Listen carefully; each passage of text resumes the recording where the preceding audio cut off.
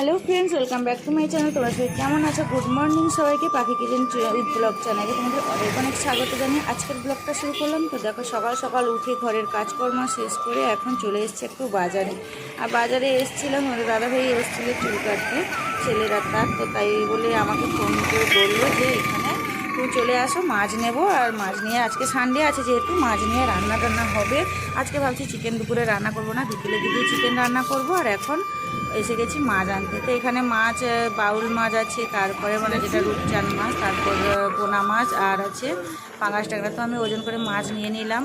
ওই রূপচাঁদ মাছ আগে একটা নিয়েছিলাম, ওটা বাড়িতে আছে, ওটা কাটা হয়নি, আজকেও কাটবো। আর তার সঙ্গে নিয়ে নিলাম একটা পোনা মাছ। তো নিয়ে এখানে চলে এসেছি। এতক্ষণ বেলা 11টা বাজতে যায়, কিছু খাওয়া দাওয়া হয়নি।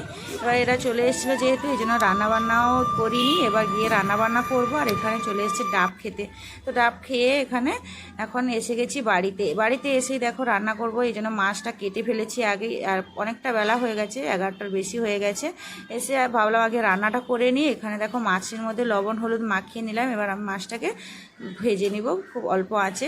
মাছটা ভাজা একদিকে বসিয়ে দিব, একদিকে ভাত বসিয়ে দিব, দিলে রান্নাটা হয়ে যাবে। আর আজকে কি বলতো, একটু তাড়াতাড়ি মানে অনেক কাজ আছে, এতগুলো কাজ সেরে মানে রান্না বান্না করব, অনেক ঝামেলা আছে। আর এখানে আমি একটা আলুকে কেটে নিয়েছি, আলুর মধ্যে লবণটাও মাখিয়ে দিলাম। এবার আলুটাকে আমি ভেজে নিব। এখানে দেখো মাছটাকে আমি ভেজে তুলে নিয়েছি একটা বাটির মধ্যে। এবার আমি আলুটাকেও ভাজতে বসিয়ে দিয়েছি। সিম্পল একটা ঝোল ভাত করব আর একটা চচ্চড়ি বানাবো। তো দুপুরে আর বেশি কিছু আজকে রান্না করবো না। এদিকে আলুটা ভাজতে বসিয়ে দিয়েছি, এদিকে জিরা আর আদাটা বেটে নেব শিলনোড়ায় বাটতেও বসিয়ে দিয়েছি, মানে বাটাও হয়ে গেছে। আর এদিকে আলুটাও ভাজা হয়ে গেছে, এবার আমি ওটা তুলে নিব। তো এবার আলুগুলো তুলে নিয়ে এখন আমি মশলাটা কষবো, রান্না করব। তো রান্না করার জন্য এখানে দেখো আলুটা তুলে নিয়েছি। এবার দিয়ে দিলাম গোটা গরম মশলা ফোড়নে। এবার দিয়ে দিব পেঁয়াজ কুচিয়ে রাখা পেঁয়াজটা দিয়ে এবার ভালো করে নাড়াচাড়া করে মিশিয়ে নিলাম। তো দেখো এখন এর মধ্যে এক একে মশলা দিয়ে দিব।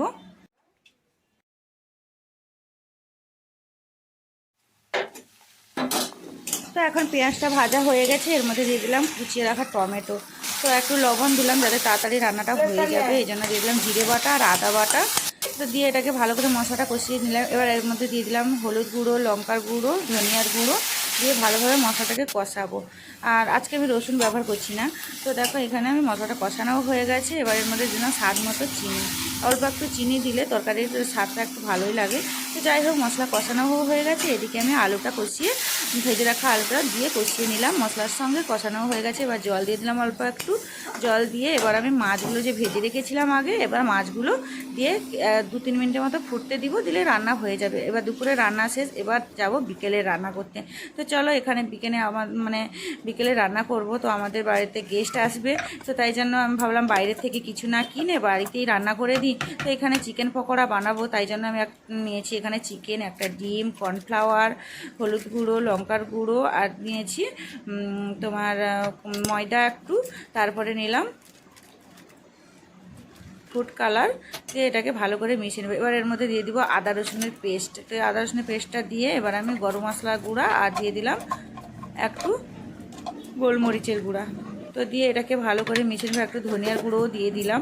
তো এবার এটাকে আমি ভালো করে হাতে মিশিয়ে নিব। আর এটা ম্যারিনেট করে 30 মিনিট মতো রেখে দিব। ততক্ষণে এদিকে রান্নাবান্নাগুলো করে দেবো।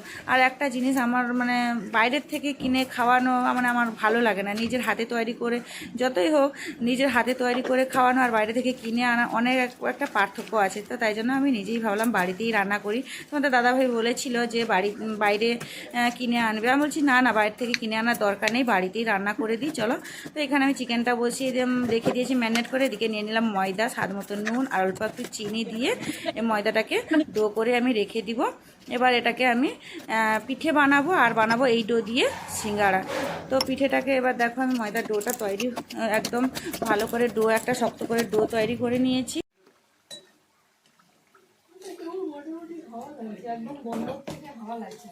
হাওয়া লাগে।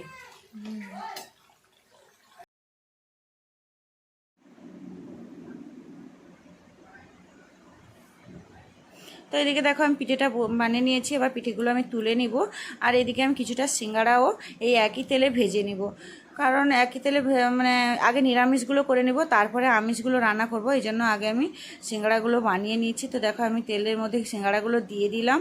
আর সিঙ্গাড়াগুলো খুব লো আঁচেই ভাজতে হবে, বেশি হিট করে দিলে তেলটা সিঙ্গাড়াগুলো পুড়ে যেতে পারে, ভেতরে কাঁচা থেকে যাবে আর বাইরটা পুড়ে যাবে, ভালো লাগবে না খেতে। একদম লো আঁচেই বানাতে হবে, আর লো আঁচে বানালে বেশ মচমচে হবে, খেতেও দারুণ লাগবে। তো যাই হোক, এখানে আমি সিঙ্গাড়াগুলো একদিকে ভাজতেও বসে দিচ্ছি, আর কিছুটাও আমি বানিয়ে নিচ্ছি। তো এবার আমি কিছুটা রান্না করে আগে ওদেরকে খেতে দিয়ে দিব, তারপরে আবার বাদবাকি রান্নাগুলো করব। তো আমি বলেছিলাম আগে আমি রান্না করে নিই, তো ওরা বলছে যে আগে তুমি এখানে বসো, গল্প করো, তারপরে তুমি রান্না করবে। দিয়ে এই জন্য আমাকে রান্না করতে দেয়নি। তো আমি বললাম ঠিক আছে, আমি সিঙ্গাড়াগুলো যতটা বানিয়েছি তো ওগুলো আগে ভেজে নিই, তারপরে আমি রান্না করব। তো যাই হোক, ওদেরকে খেতে দিয়ে দিয়েছি সিঙ্গাড়া, তারপরে তোমার পিঠে। তো ওইটা আর ভিডিও করা হয়নি। যাই হোক, এইদিকে দেখো চিকেনটাও যে ম্যারিনেট করে রেখেছিলাম, চিকেনটাকে আমি ভাজতে বসিয়ে দিয়েছি। চিকেনটা ভাজতেও বসানো হয়ে গেছে। এবার চিকেনটাকে আমি তুলে নিলাম, খুব লো আঁচে ভেজেছি। তো ওগুলো খাওয়ার পরে আবার কিছুক্ষণের পরে একটু দেখো এগুলো চপ, সিঙ্গাড়া, চপ, তারপরে ডালের বড়া, আর নিয়েছি চিকেন পকোড়া, আর সাথে একটু দিয়েছি কাসুন্দির সস। তো এদিকে কাসুন্দির সস দিয়ে দিয়েছি, এবার সাজিয়ে দিয়েছি। আর এদিকে আর বাকিগুলো ভাজা হচ্ছে আর রান্নাও হচ্ছে। এবার আমি ওনাদেরকে আগে খেতে দিয়ে দিব। তো এই যে সবাই মিলে এখন খেতে বসে গেছে, এবার আমি সবাইকে খেতে দিতে যাচ্ছি। তো দেখো এখানে সবাই মিলে খাচ্ছে, আনন্দ করছে। তো যাই হোক, আবার কবে দেখা হবে জানি না। তো বেশ ভালোই লাগলো আজকের মুহূর্তটা। তো আজকের আমার ব্লগটা যদি ভালো লাগে অবশ্যই বন্ধুদের সাথে শেয়ার করে দিও। ফেসবুক থেকে দেখলে পেজটিকে ফলো করো, আর ইউটিউব থেকে দেখলে চ্যানেলটিকে সাবস্ক্রাইব করে দিও। তো দেখা হচ্ছে নেক্সট একটি ব্লগে বা কোনো একটি রেসিপিতে। সবাই খুব ভালো থেকো, সুস্থ থেকো। Tata, bye bye.